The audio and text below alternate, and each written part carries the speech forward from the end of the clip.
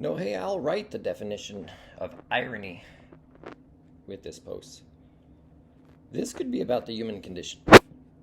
Here's some ways I'm adapting. I have two vehicles that have internal combustion engines, and I rarely use them. Even when, I can't use this bicycle, I, I walk or can't use this bicycle, I arrange to not have too many times that I do have to fire up my internal combustion engines.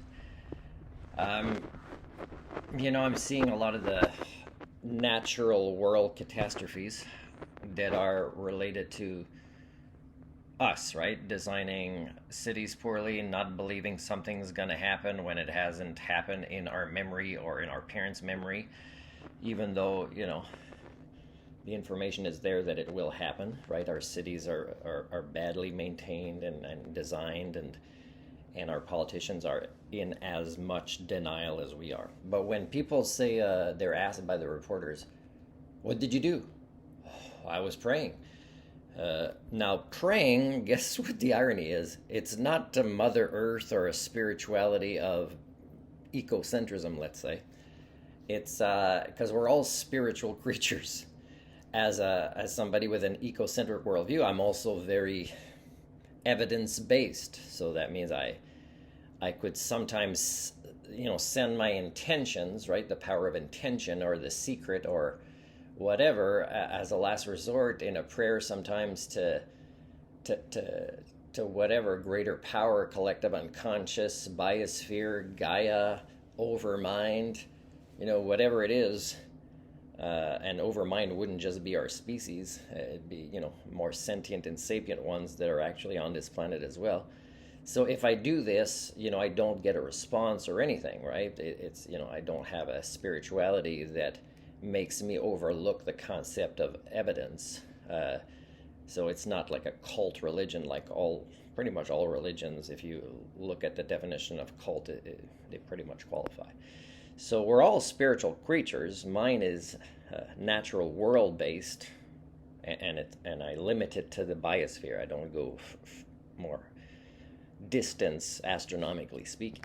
So when people say a prayer, the irony is they're praying to ideologies that are not reality based, and that has led to these issues because we, see ourselves as divine and smart and caring and able to kind of reshape what was already perfect before we developed such useless ideologies. So it's kind of ironic in that way.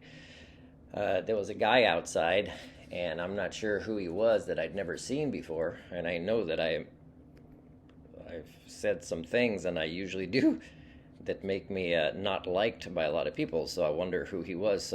But I also have a lot of skill sets to kind of go find out instead of becoming paranoid about it. And it turns out within a minute, he's showing me his engine that I asked him to show me, which was a diesel that he had converted to canola oil.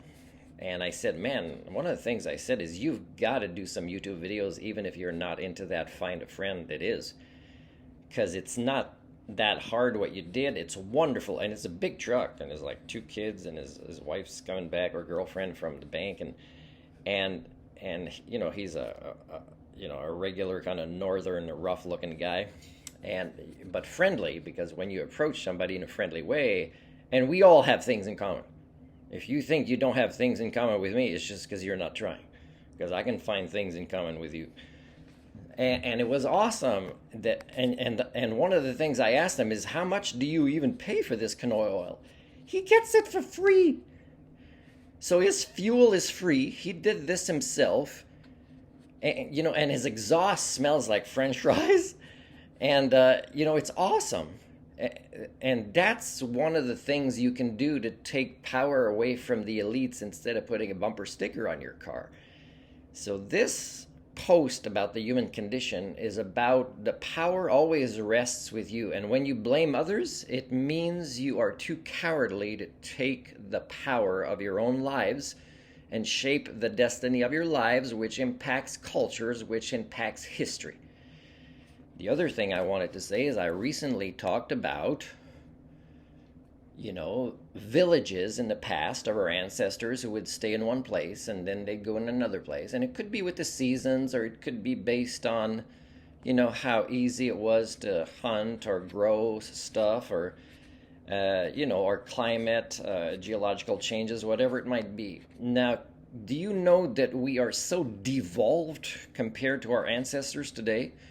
Because let's say a fire takes out a whole village today. Do you know how dependent and how much we want to blame politicians when our ancestors would have just moved on to another place because they already would know how to make structures with wood or trees or the forest? Maybe they didn't have saws or things like that, but they knew how to build shelter, and there was multiple people there, and it could have been even turned to their advantage, because maybe that's the right time for them to go find a place they'd never been that's even better. And so they could turn bad things to their advantage because they were practicing collective learning. That means their brains were still evolving and not devolving like today because of our intellectual laziness. We refuse to learn new skills or change careers, even though most of the skill sets could be transferable that we already have. We refuse this. And people say I live in an entitled life because I receive a small pension but work harder than you do in volunteer culture repair work.